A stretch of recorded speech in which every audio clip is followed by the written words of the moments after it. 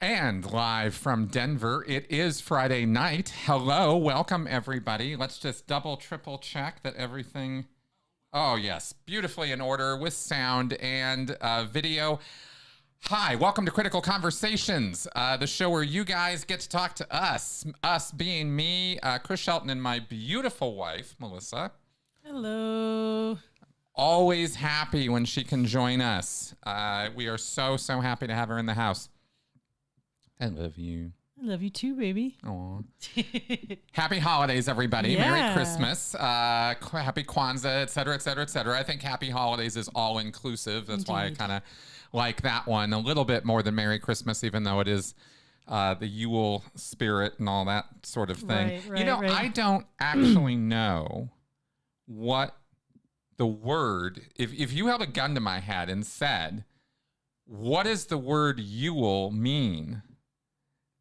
I would not be able to tell you. I don't know what Yuletide and Yule log and. He doesn't say that. I know the Yule log. But... Yeah, I don't know what those things are. Actually, yeah. I say, oh, you know, good Yuletide carols and season's greetings and Yuletide cheer and all that, and I don't know what that means. There is only Yule. I don't know. Yeah, exactly. That's what it sounds like. There is only Yule. But yeah, I don't know what that is. So, oh, hey guys, good. Well, glad you could make it. So glad that you are sober as well. Good. Glad to see you guys here. Excellent stuff. I see we have folks from all over the place. Even somebody from Poland, even. My goodness. Wow. I love it. So let's go ahead and get our beginning stuff going here, our intro to the show. And I will throw out there 984-214-4154 is our call-in line, but we are going to do some talking, and I have some things to go over with you guys before we accept phone calls. So go ahead and if you want to call in, you might be on hold for a little while, and that's okay with us, but just so you know, that's what's kind of happening with our new format. Which is actually a regular standard call-in show format, really, but I finally clued into it. So, yeah. Winter solstice. Oh, is that what it is? Is it just a day? Is Yule just 21st of December? Oh. Okay. Winter solstice. Okay, so it's just a word for... Winter solstice. Okay. All right, cool. Yuletide greetings, all that. All right, makes a bit more sense. Damn, Australia. Hey, Australia. Okay, first off, we have a quote of the week from Melissa. All right. What do you have for us this evening? I love volcanoes. They're my favorite natural disaster. So I wanted to say, first of all, that in 1707 was the last time that Mount Fuji went off. And they do say it might go off again. And also, not the original Vesuvius thing that we know about, but there was another Vesuvius eruption in history on today's dates, and 4,000 people died. So that's a lot of people. Crazy volcano right there. That's a lot of people. So I have a quote about Mount Fuji. There are many paths to the peak of Mount Fuji, but the place they all go is one. So it is with the paths of love. With the paths of love? Yeah. I didn't see that coming. With all that death and destruction. I know, right? Lighten it up at the end. Yeah, right? 4,000 dead. But let us stroll through the paths of love. I love it. Okay, good. And I have a trigger warning for you guys. You are about to, I don't do trigger warnings like ever on my show here, but we have one here because we're about to do Benson Cam. And for those of you guys who have only seen Shaggy Benson over the last couple months, you'll just wait. You are about to be assaulted with unbearable cuteness. We find ourselves like trapped by and enthralled by the cuteness factor of this dog. Weaponized cuteness. It is weaponized. He absolutely weaponizes it against us. There is no question about that. So here we go with the Benson cam. Let's see if this, yeah, there it is. Okay, so we got him a haircut this week, and as you can see, he his true face comes out, and he looks more like the little 3-year-old kind of puppy that he actually is, and not really puppy, but he's just this little 3-year-old adolescent. Yes, adolescent. That's a good way of putting it, which is how he acts. He can be incredibly willful, I think is the right word and for stubborn. it. But then he looks at you with those eyes, and he does this kind of thing. And there I am, of course, just giving in. And he is, just truly awful with that. So that's the little guy there. I thought you guys might appreciate little Benson cam there. So like I said, I hope you're not too triggered by all of that. It's what we have to live with 24/7, and it is. It's really everything I can do to keep him to keep in my rule that I am not allowing him on our bed because of things that dogs can get up to that I don't want to wake up to. But boy, is it hard, because he looks at you with those little eyes, and he's got this little tiny body, and he's so pick-upable, and he's so squeezable. It's awful. All right, so so it is hard for me to. And y'all are right. He does have an adorable little nose. It's just pokeable. It's so pokeable. Yeah. I can't not. Anyway, very boppable. That's right. Yes, no, I know it will never end. I'm not going to give in. I am holding strong. No Benson in the bed, but boy, he what he does is he sleeps in the bedroom, and he's got his own little bed. And he's got his own little bed, and he will sometimes come around and sleep under the bed. He'll get underneath and settle in there. I guess just to be. I'm assuming it's kind of to be closer to us. I don't know, but anyway, Benson. Okay, so why don't we go ahead and get into, now that everybody's kind of arrived here, let's go ahead and get into the main course of the show here this week.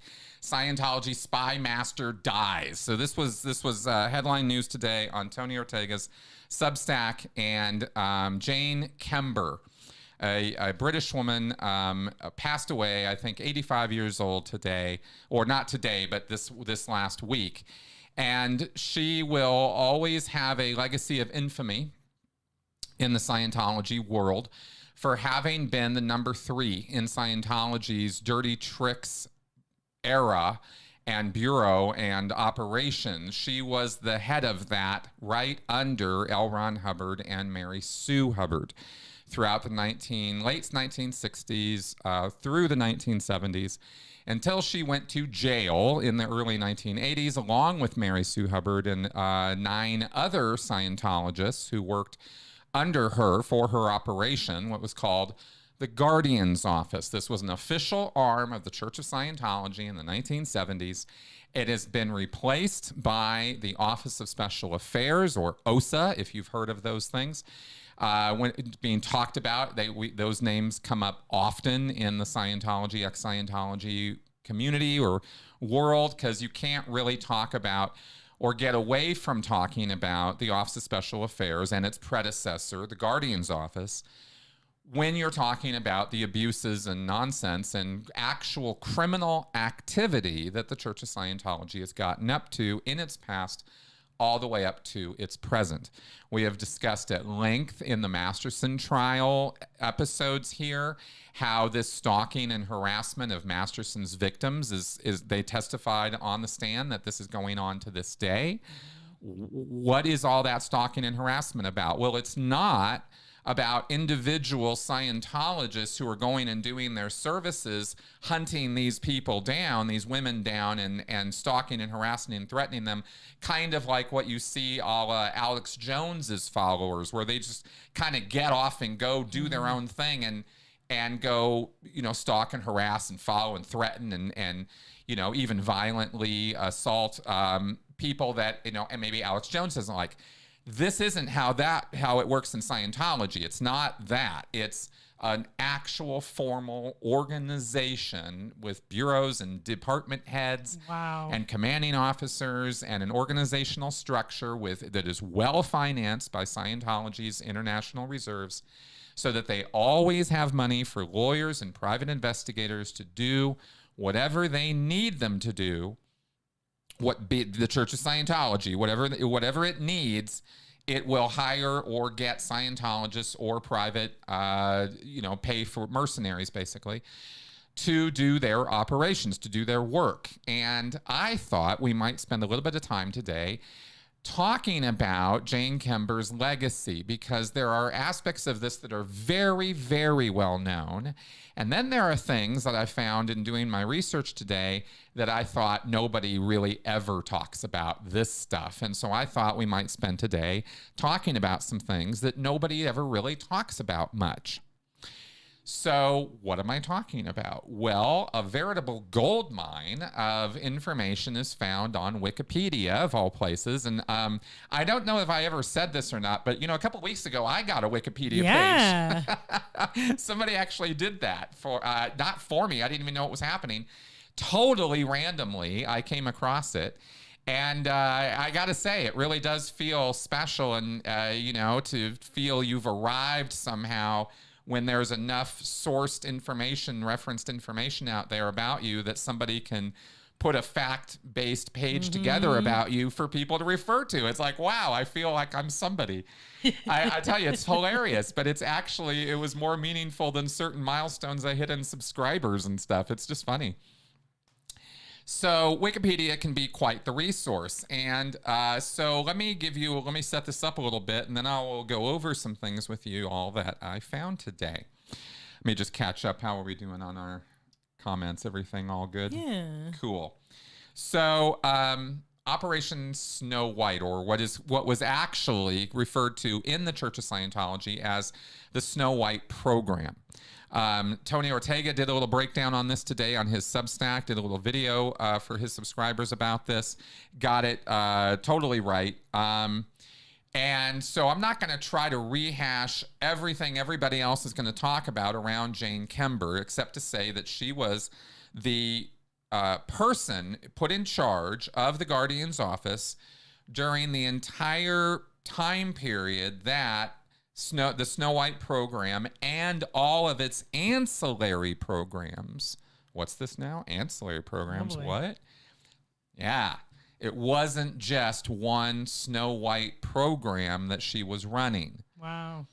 The Scientology had its fingers in all kinds of dirty ops and intelligence operations and counterintelligence operations through the 1970s. A host of them.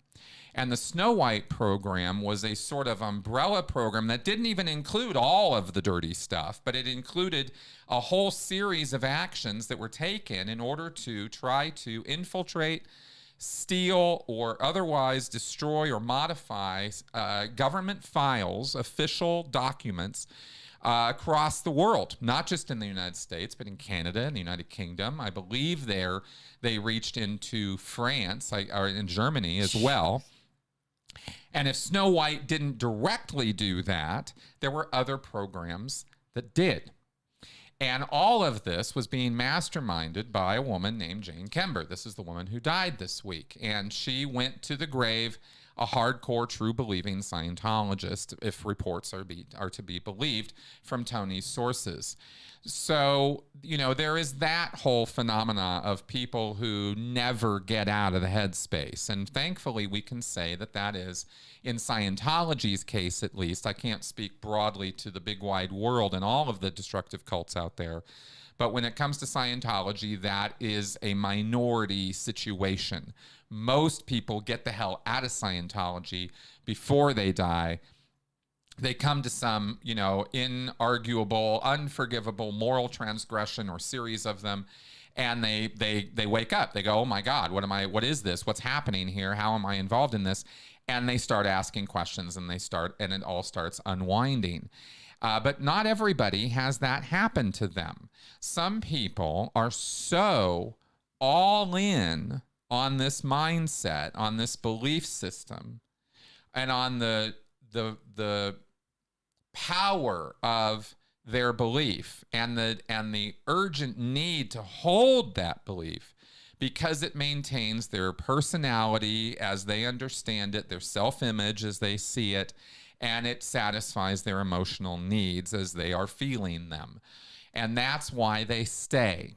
And you have to ask yourself, well, what kind of person could run this Guardian's office network of dirty operations and dirty tricks and ruined and destroyed lives? This is the premeditated effort of this subunit of the Church of Scientology, is to ruin people's lives. That's not an exaggeration. It's a Hubbard quote. Ruin them utterly. Remember that one? So that's it's such opposite world. It's so backwards to what you would imagine any charitable organization, 501c3 approved. These things don't go together. How can you have a charitable nonprofit organization ostensibly built for the betterment of mankind, trying to, give people a tool set for their lives and calling themselves the most ethical people on the planet? All of what I'm saying here is all of Scientology. And yet they get up to breaking and entering, lying and stealing, stalking and harassing, false imprisonment, threatening people's lives, trying to induce suicide in Paulette Cooper. That was all during this time period under Jane Kember. How do those two things go together? Well, you'd have to be in her mind to get a real answer to that question. All I can say is you have to be a bit nuts. You have to be in such a place of reality and delusion, where delusion is taken over for reality, that you're not perceiving the real world anymore. You're perceiving a world of shadows and dark figures and monsters and scary things hiding under the closet. And that's how you think the world is put together. And that's the kind of mindset that people can get into when they're in a destructive cult like Scientology or other totalist systems. That's the danger of these things. What I'm always going on about is how it totally takes over how you perceive the world. It's powerful, powerful stuff. So what sort of things did Jane Kember get up to besides Operation Snow White? Well, I'm so glad you asked. The Snow White program, I should say. Well, here's what I found. And we're just going to run through a few of these because it's a long list. Yeah. Okay. Now, this is from a Wikipedia article called The List of Guardian's Office Operations. There's a whole list of them here, and they're broken down bit by bit. So let's go through just a couple of them. They're actually just put in no particular order but alphabetically. So let's just go through these kind of randomly, and you'll see what was Jane Kember's day-to-day like running the Guardian's office. What was on her plate? What kind of things came across her desk? Well, how about Operation Big Mouth? Devised by the GO to discredit Nathan Dowdell, an assistant U.S. attorney who represented the government in several cases involving Scientology. They were getting sick and tired of this guy. They were fed up with the Dowdell problem, and they decided they needed to do something about it. And Mary Sue and Hubbard instructed the Guardian's office agents to, quote, finally and terminatedly handle Mr. Dowdell. He has been on our lines for many, many years. I would like for you to have very accurate and complete surveys done on him in D.C., Washington, D.C., and mock up and carry out some very professional, smooth ops which will depower him fully. Wow. Okay, so here's that nonprofit charitable organization going after a U.S. assistant attorney general to depower him. That's nice. Now, they later concluded in their files on Dowdell, and as part of this Operation Big Mouth, they concluded that it would be necessary to prove that Dowdell was guilty of criminal conduct before they'd be able to get him fired. He's too good at his job. He was too stably there. People did not like him, whatever the reasons. He was not going to easily get fired because Scientology was saber rattling or making noises in a PR effort. So we're going to have to do something criminal in order to get rid of this guy. Wow. Yeah, so they had repeatedly burglarized Doddle's office in the United States courthouse in Washington, D.C., and copied reams of documents about Scientology in order to try to, somehow finagle this guy into setting him up for a criminal operation. Okay, so that's one thing. That's one target on the target board. If you imagine Jane Kember's office with bulletin boards and whiteboards, it's 1970s, right? They don't have internet. They don't have computers. None of that. It's all hard copy files and typewriters, okay? So they've got boards up and they've got boxes and categories and folders of things. And you can imagine files, just piles of folders on her desk with reams of paper in them. And every folder is not a pre-clear or PC like they do with Scientology auditing. Every folder is one of these programs or operations. And you open the folder and there's a stapled thing inside with a checklist of things to get done in order to deal with Big Mouth Doddle here. And that's one folder, and here's all the compliances and communications about it and information, and it's all in a file, and that's one file amongst a stack of them in her area, let's say. That's, a way you could imagine her desk and her day-to-day, what she shows up in her office. So that's one.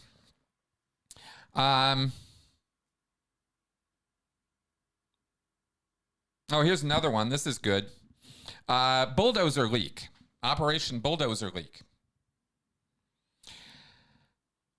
July 21st, 1976 was designed to, quote, effectively spread the rumor that will lead government, media, and individual suppressive people, all USPs out there. Well, this operation is going to lead everybody to conclude that L. Ron Hubbard has no control of the Church of Scientology and no legal liability for church activity. Wow.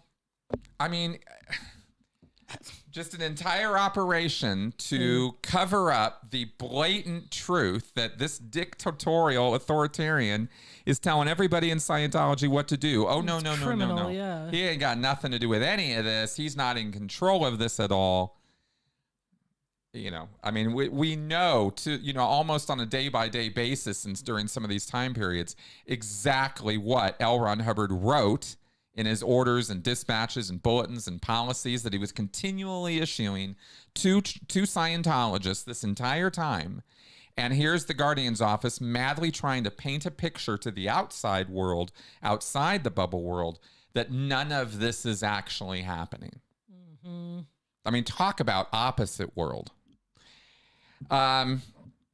And it says here, okay, so assistant guardians in all branches of the GO. What you had is you had the Guardian's office. You had Jane Kember, and she was over in England, by the way. She was at St. Hill. And that's where she was running all of the Scientology operations worldwide. And there was this Guardian's office worldwide. And that was the international headquarters. And there were assistant guardians at the various continental areas or zones of operations. So you have the United States had an assistant guardian, and the UK had an assistant guardian, and Australia had an assistant guardian. So you'd have these individuals who would be assigned duties or responsibilities for their area, and she's the spider in the middle of the web masterminding the whole thing with Hubbard and Mary Sue overseeing her. So the assistant guardians in all the branches of the GO were ordered to, quote, spread the rumor via agents working undercover who were to approach government officials, journalists, and others who'd been critical of Scientology. An agent will, in several different ways, mention that he has heard that L. Ron Hubbard no longer has any control of the church, and that an ex-Scientologist has shown some articles that stated that it had definitely been established in several court case precedents that LRH had no liability for any church activity. They're just going to run around. The whole operation is run around and spread this rumor and make sure prominent people hear it, that it's said to them, right? Or it's said in their vicinity.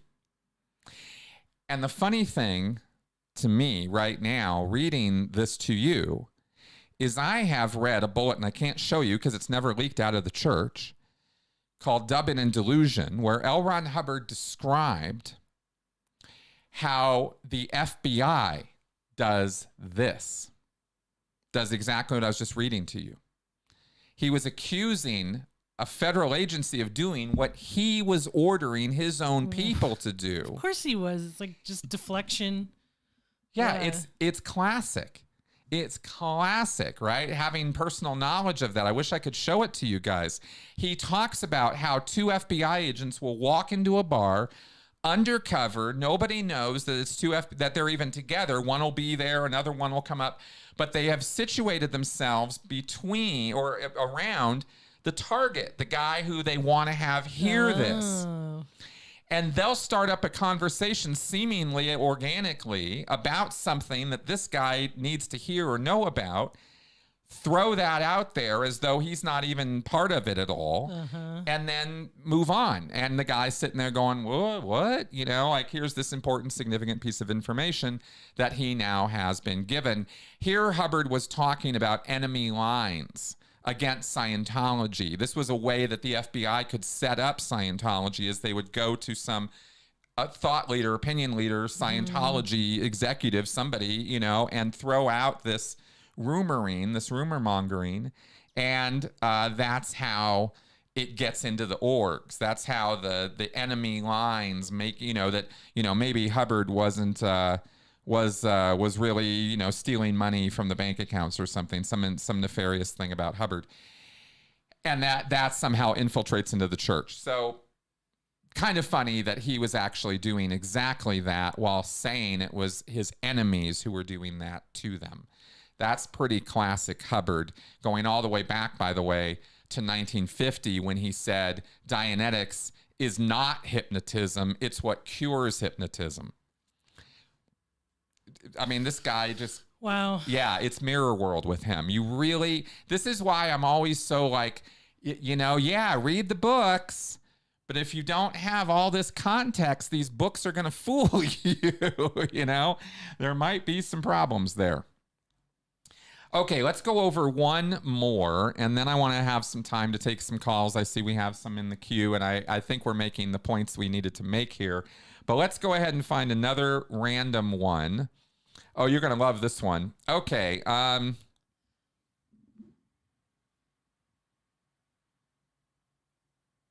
Okay, Operation Chaos Leak. Operation Chaos Leak. This is April 1976.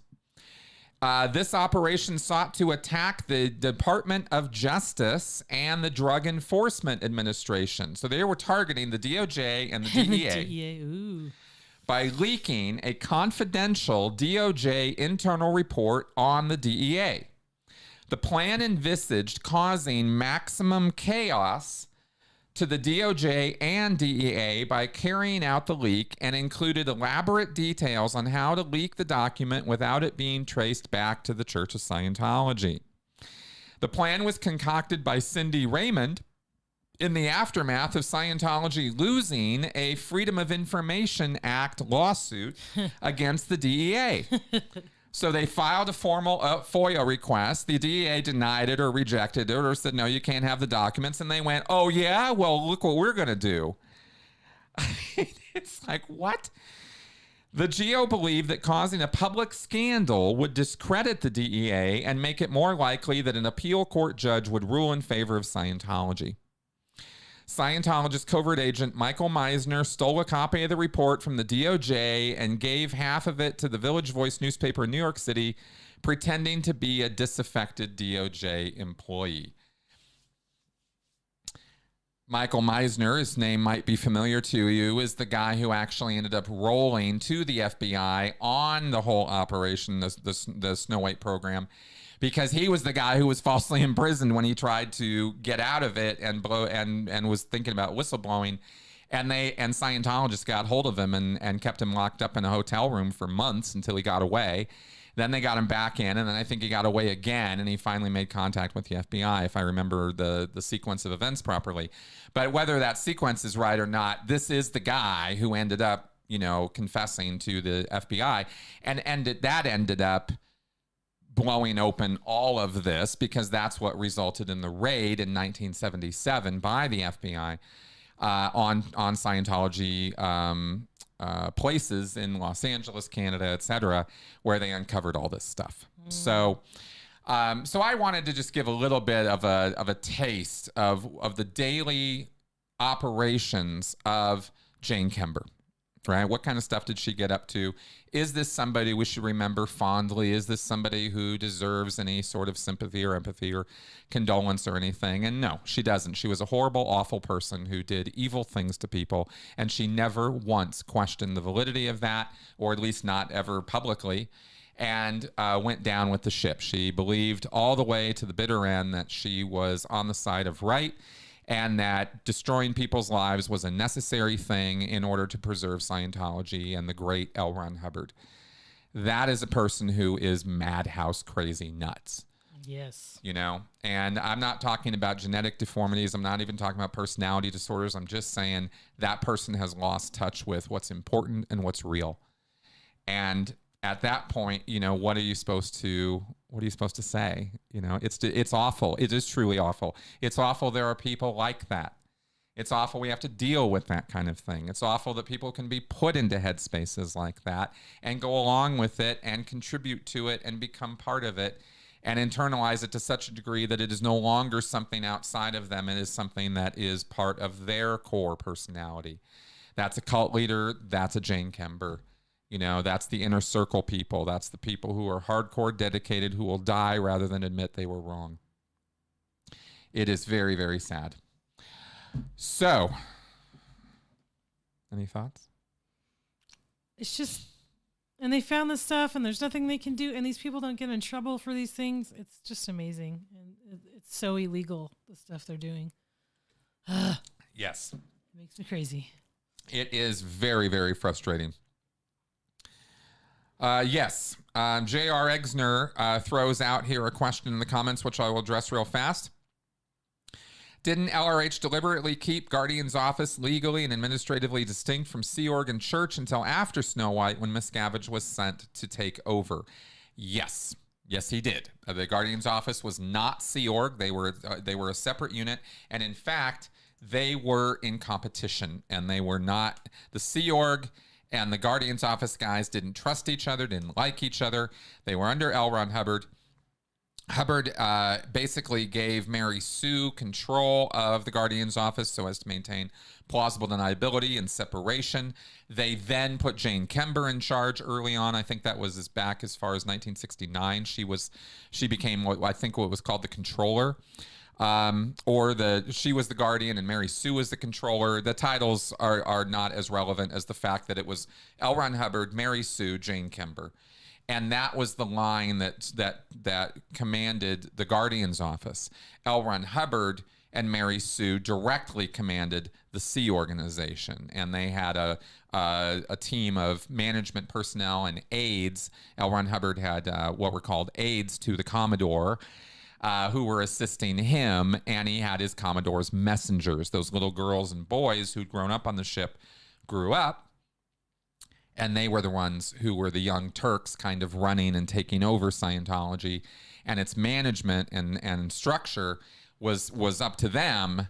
And when the whole Guardian's office fiasco happened, they rolled in, disbanded the Guardian's office, converted it over to a Sea Org operation, which is now the Office of Special Affairs, run and populated only by Sea Org members, until you get down to the city-level churches. You have directors of special affairs at all the city-level churches, and they don't have to be Sea Org, but they do have to be and are hardcore true believers, because they are often sent out to do the dirty work of rummaging through people's trash and following them around and stuff like that. They get up to that kind of work too, but now for the big wig cases and the high profile stuff, Scientology will tend to hire it out to the mercenaries. Did you have a... No. Oh, I thought you were going to say something. No. Okay. I was just... Okay. So, No, Exine, I did not know Miranda Scott. I mean, I saw her. I knew who she was. I think I could, identify her in a lineup, but I didn't really interact with her much. Her husband, Chris Scoggins, the chaplain of Celebrity Center that was quoted during that Masterson era and what the Scoggins did to those women. Chris Scoggins I knew from later on in the Sea Org. So, yeah, that's what I knew about that. Okay. Let's go ahead. Oh, I should put my headphones on. I haven't had my headphones on this whole time. Oops. Yeah, my goodness. All right, let's go ahead and take some calls. Okay, hi. Is this Lori? Yes, it is. Hi. Welcome to the show. Hi. Thank you. I'm glad to see your wife with you. Well, I'm glad to see my wife with me too. Yeah, I'm sure. Thank you very much. I have a question for both of you, and for any other Scientologists that you obviously know. Has being a member of Scientology put you off completely on organized religion, or have any of you or your ex-Scientologists found another religion, organized religion, such as Christianity or Buddhism or whatever, that has given you direction or given you peace or comfort? Great question. I've almost been waiting for this one. So I have not found another religion that I adhere to as an organized, body of scripture or anything like that. I'm not a Christian or a Catholic or a Hindu or a Buddhist or anything. I'm not anything. If the only label I'm really happy with putting on myself is humanist, and that's contentious with a lot of people, but I know what I mean by that, and that's where I come from. I want everybody to get along, and I am all about tolerance and compassion and understanding when it comes to other people's religious beliefs. I have my moods. I have seen the abuses of religion, and sometimes I have lashed out at religion as a whole, but for the most part, I try to rein that kind of stuff in because I know that religion as an organized activity has a utility in our society. It fills a need. In fact, it fills a great many needs, and we don't have something that's going to take its place. That all being said, in terms of fully answering your question, Leah has gone back to Catholicism. I know Amy Scobie is a Christian, a practicing Christian right now. She wrote Abuse at the Top, and it was a really good book. I think other Scientologists have probably found or gone back to, religious ideas or groups that they feel comfortable with. And that's kind of what I know about that. I don't get too much into that with other exes, but that's where I'm coming from. Well, thank you. Yeah. Do you have anything else you wanted to ask about on that line? No, that's been great, and I wish you and your wife a very happy Christmas. Thank awesome. you. And a Merry Christmas to you, too. All right, bye-bye. Thank you. Bye. All right. Cool. All right, and let's pick up, I think this is Ken here. Hello, is this Ken? Oh, yes, hi. Can you hear me? I can. Welcome to the show. Yeah, hi. Well, welcome. Yeah, hi. I haven't checked you guys out in a while. Been busy, but first of all, I wanted to just plug an old podcast of yours you did with John P. Capitalist and Jeff Wassel about Operation Snow White. That was a great one you did. I read a little bit about some of the other stuff that GO had tried to do, and it just made me think of how Jeff, and one of the things I really love about him is he's able to break this down, having been an intelligence himself, and it just seemed like he said GO was very good at tapering, as he phrased it, but none of this stuff really seemed to benefit Scientology in the long term. It just got them into more trouble, made them look foolish. But like John P. said, in their mindset, doing some things, okay, they're just going in there gratuitously gathering information, hoovering up information. But like JP said, to them, it's not gratuitous. If Hubbard says all, it means all. You do what he says no matter what. Correct. And, I just like I said, I'm always actually considering what happened. I think Miss Kember and Mary Sue got off very easy considering what happened. Yeah, I think so too. Okay, my opinion of Mary Sue is a little complicated. Mm-hmm. Yes, she did deserve the legal stuff done to her, but no, she did not deserve the treatment from the cult she got. Yes, she did help create it, but she didn't deserve that. I don't believe she did. Fair enough. I mean, I think that there is a kind of karmic justice there in that the legal system did not give her the legal sentencing that she really did deserve. And then Scientology went ahead and did it. And, I suppose having your own, sort of a Frankenstein theme there, a little bit of having your own created monster turn on you is sort of present there a little bit. But I don't relish that or take pleasure in the fact that happened. I just kind of see it that way, if that makes sense. Oh, yes, it does. And I would tend to agree. It seems kind of ironic to me. She helped create Scientology with her husband, and then she wound up more or less a prisoner of it. That's right. That's right. Do you have any idea? I'm sorry, do I have any idea what? Yeah. Well, what I was going to say, do you have any idea how did Mary Sue live exactly day to day after she got out of prison? Do you have any idea about that? Well, I can refer you to Tony Ortega's kind of blow-by-blow reporting on it, because Bruce Hines, a former Sea Org member who actually lives here in Colorado, broke down what her day-to-day kind of was like, because he was somebody who was going and visiting with her and security checking her and kind of overseeing her a little bit. And so there's actually quite a bit of data there, but the summary version is that she was basically what's it called when you're imprisoned in your house? House arrest. House arrest was basically her life, right? She had a little dog, and she had a house in Los Feliz, which is surprisingly close to the Sea Org base there, the Big Blue base.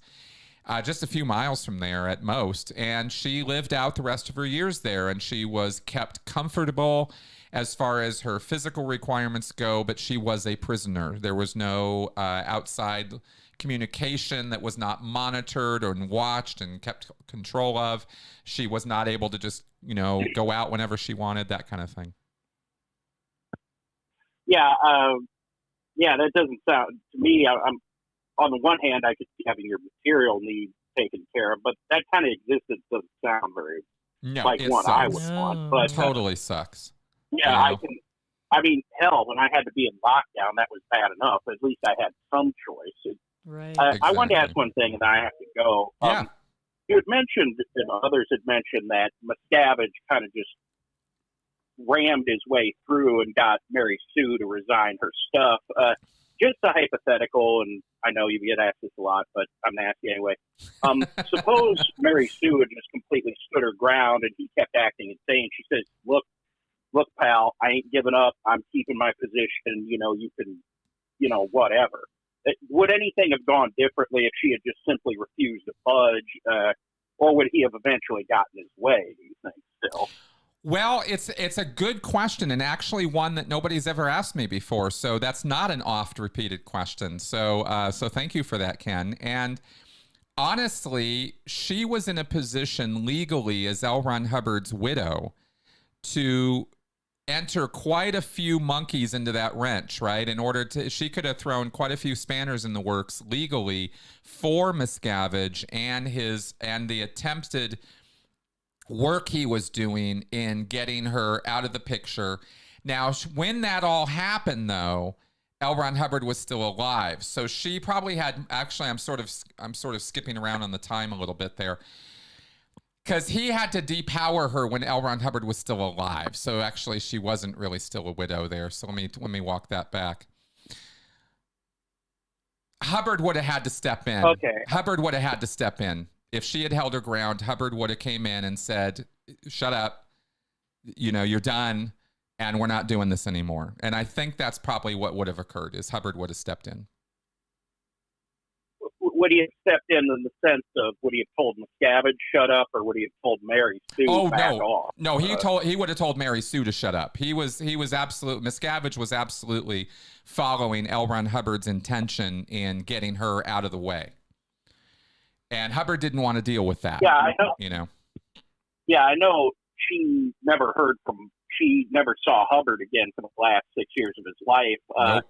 It just seemed like to me she seemed to either hold out hope that he would come back and fix everything, or I guess she seemed to just hold this idea that even as crazy as Hubbard was, she seemed to think maybe he would come back and straighten stuff out. And it's still just based off what I've heard of descriptions of Mary Sue. I'm still a little surprised that she, I actually just based off what I've read of her, I thought she would have just dug in her heels and just basically Miscavige would have had to like get a forklift to get her out of there or something. But I guess being in prison for a while has that effect. And also, because Hubbard, he threw all of them under the bus and said, screw it, you guys go to prison. I ain't dealing with it. And that's right. Okay, well, that's all I had. Fair enough. I've got to go, but thank you I'll for let you your time. go. And Merry Christmas, guys. Thank you very too. much. Merry All right. Christmas, guys. Bye-bye. Thank you. Bye-bye. All right. Let me just, before we take this next call, let me just comment very quickly on another way of thinking about Mary Sue. We don't really know. I haven't had long involved talks with Bruce Hines about this or anything, and maybe he'd have more to say about this, having worked with her directly. But I perceive Mary Sue as a broken, defeated person in her end years. I think she caved to Miscavige because she saw the writing on the wall. She knew Hubbard had sent him, knew that this was not, that her time was over and she needed to get the hell out of the way. And that was her position now. That was her role, is step aside, you're a has-been, and you're no longer important to this. And she just kind of rolled with it because she didn't have any other choices in her arsenal anymore. All of her power had been taken away from her in the most severe way possible. And I think that was how she ended up spending the last years of her life, was a bit of a failed, dejected, kind of lost person. That's I don't mean lost like she's adrift mentally. I just mean she failed.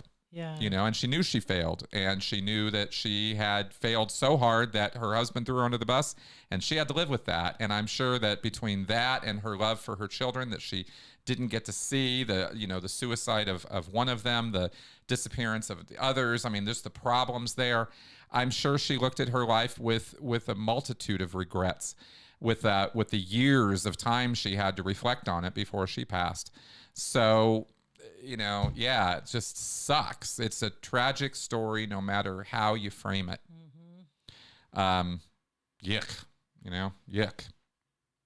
Because at the same time as we're presenting this tragic figure, we have to also remember that everything I'm talking about with Jane Kember is also true for Mary Sue Hubbard. She oversaw all of this. She knew about everything, and she gleefully went along with all of it and ordered it to be done. So there's the tragic fall, but I look at the ramp up to that and I go, these are unforgivable acts. So, at least as far as the victims go, she never even tried to reach out or apologize or show any remorse, Okay. Let's go ahead and pick this one up, and I think this will be our last one. Okay. All right. Hello, is this Steve? Yeah, hi, this is Steve. Hi, Steve. Welcome to the show. No, thanks for having me. Yeah, thanks for calling in. What you got? Well, I got a quick question because I've noticed there's a lot of news going around, especially with Kirstie Alley's death and all that. But there seems to be a lot of recent Scientology celebrities like Kirstie Alley, Kelly Preston, Chick Corea that have all died recently. Mm-hmm. And with the Church of Scientology essentially using celebrities as billboards for recruiting new Scientologists, and with these prominent celebrities sort of dying off without being replenished at the same rate, is this going to be a big problem for Scientology to advertise and promote itself? Yes. Yes, it will. It's always got Tom Cruise, but most of the world that I see, at least, and I go on social media and I look and see on the threads that have nothing to do with Scientology, Reddit, Twitter, other places, and I look and see what people's responses are to Tom Cruise, and everybody thinks he's nuts and he's a hardcore crazy Scientologist, but they love those movies. Mm-hmm. But they're not attracted to Scientology as a result of his movies or his accomplishments. And I think that's important because it shows us that even though they're still paying money for his movies, there's enough reality in the real life through social media and news media that they have created a wall between Tom Cruise, the celebrity, and Tom Cruise, the Scientologist. And I think that that's a positive move or a positive gain for us in the cult awareness niche that I'm in here, right? Where I'm trying to say, hey guys, this stuff's dangerous and important and stay away from it. And Leah and Mike and Tony and Aaron and all of us. I mean, we're all out there doing that. So I think that's playing a part in that. People like Elizabeth Moss or Michael Pena, people are shocked to find out they're Scientologists. What? Elizabeth Moss is a Scientologist? I hear that all the time. People have no clue. And so we do have. Don't you think it's ironic she's in the Handmaid's Tale and she's a Scientologist? It just seems super ironic to me. Absolutely. Talk about denial. It's the height of irony. Yeah. That being said, people are not connecting those dots between Elizabeth Moss and Scientology, except for exactly that, to show the hypocrisy. They're like, what? She's a site, but she's in this. What? How does she not see this? This is mostly what people say or think when it comes to Elizabeth Moss. Point being that they are not out there on the front lines of disseminating Scientology or promoting Scientology or getting the word out about it. And that's their job as Scientology celebrities, according to L. Ron Hubbard, but they ain't doing it anymore. And there's not even an effort to get them to do it anymore. And this goes hand in hand. Well, they can't because they know it's right. They can't because they know it's going to hurt their career. Exactly. So they're in this catch-22, right? That's right. It's that toxic. Their agents, their publicists, their media people are all like, you got to be out of your goddamn mind if you think you're going to go talk about Dianetics this morning on Good Morning America. You ain't doing it. Keep your mouth shut, right? You're talking about your movie. You're talking about your show. You're talking about your book. And that's it. That's what you can talk about. If you need to get into your personal life, talk about your kids. Talk about your dog. You're not talking about Scientology. and 20 years ago, it wasn't like that.